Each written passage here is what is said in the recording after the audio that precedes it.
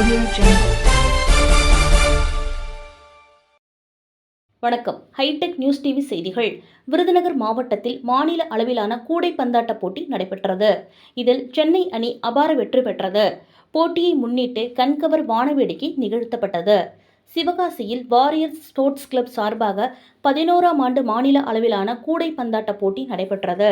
இதில் சென்னை, கோவை, சேலம், தேனி, மதுரை, கடலூர், தென்காசி உள்ளிட்ட பல்வேறு மாவட்டங்களைச் சேர்ந்த 20 அணிகள் கலந்து கொண்டனர்.